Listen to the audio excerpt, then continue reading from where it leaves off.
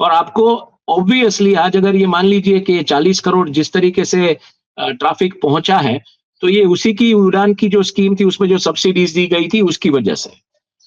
अब अगर हम देखने जाएं तो उड़ान के बाद क्या होता है? उड़ान के बाद धीरे-धीरे एक मतलब एक उसमें पूरी पैटर्न आपको देखने को मिलेगी कि गवर्नमेंट ने पूरा का पूरा जो फोकस था गवर्नमेंट का वो था टूरिज्म को बढ़ावा देने में।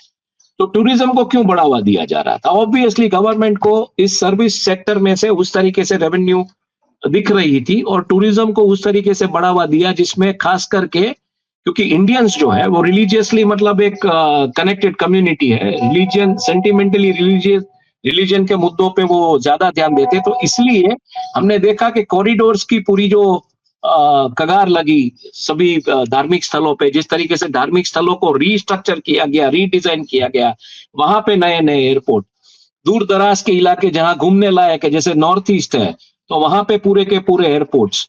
और उसके बाद अगर आप देखने जाए तो हुआ क्या, 2016 में उड़ान आई, 2018 में आपने उन एयरपोर्ट्स को प्राइवेटाइज करने के लिए प्लेयर्स खास करके अदानी ग्रुप को पूरा का पूरा उसमें लाए। 2021 में जो गवर्नमेंट की जो एयर कैरियर सर्विसेज थी एयर इंडिया, उसको आपने बेच दिया। अब 2024 में ये रोस्टर वाला जो मामला है, जिस तरीके से कोर्ट कहती है संज्ञान लेके कि इसको आपको करना पड़ेगा, तब आप बात करते हैं कि एविएशन ट्रैफिक बढ़ रहा है हिंदुस्तान में और इंटरनेशनल प्लेयर्स इसमें आए, तो इंटरनेशनल प्लेयर्स जिस तरीके से आने चाहिए थे वो नहीं आए। तो आपने यहाँ पे 2024 के आसपास जो खबरें आ रही थी, जब ये रोस्टरिंग की बात चल रही थी कि आपने मतलब एविएशन प्लेयर्स जो है, एयरलाइन ऑपरेटर्स जो है, इन्होंने कुछ करीबन मिला के 1000 से ज्यादा एयरक्राफ्ट के ऑर्डर दे दिए, तो ऑब्वियसली आपको 1000 से ज्यादा की तादाद में पायलट्स की जरूरत थी। उसी दरमियान मिनिस्ट्री ऑफ एविएशन और इन लोगों की जो बयान आता है मतलब कि ज्यादा पायलट्स की जरूरत है, हमको ज्यादा पायलट्स ट्रेन करने पड़ेंगे।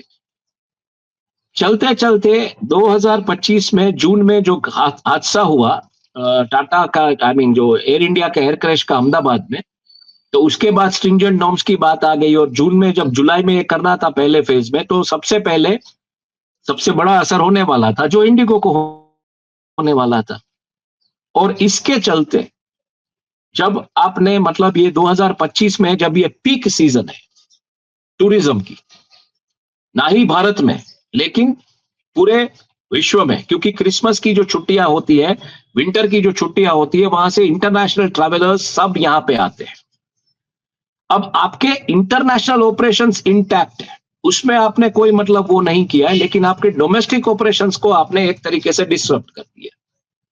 और उस दरमियान मतलब ये जो चीजें हुई, जून का जो एयर क्रैश का मामला हुआ और उसके बाद ये जो बात आई, इसके बीच एक बड़ी खबर जो आई वो ये आई, जो कि 27 नवंबर को आई, कि अदानी ग्रुप ने एक फ्लाइंग ट्रेनिंग सिमुलेटर कंपनी जो है एफएसटीसी, उसको एक्वायर किया करीबन 800 करोड़ के आसपास। और इसके पहले जो बातें आई ministry of civil affair aviation की तरफ से, वो ये आई कि हमको ज्यादा पायलट्स की जरूरत पड़ेगी, 20,000 पायलट्स की हमको आने वाले सालों में जरूरत पड़ेगी। और जो डेटा मैंने आपको दिया, जिस तरीके से ये पूरा का पूरा 4 करोड़ में से 40 करोड़ के आसपास जा रहा है, तो इसके चलते ये मामला क्लियर हो गया था कि ज्यादा पायलट्स की जरूरत पड़ेगी, उनको ट्रेन करना पड़ेगा।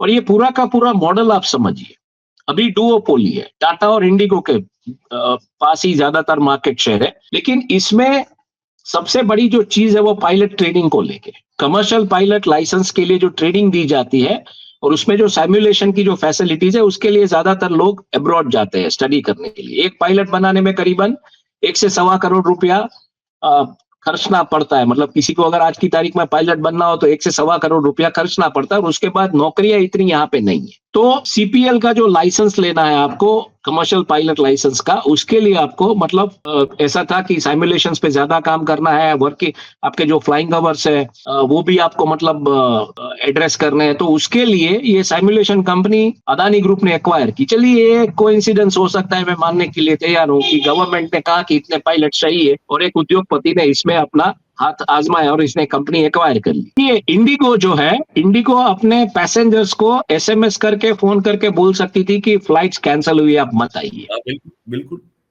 बिल्कुल।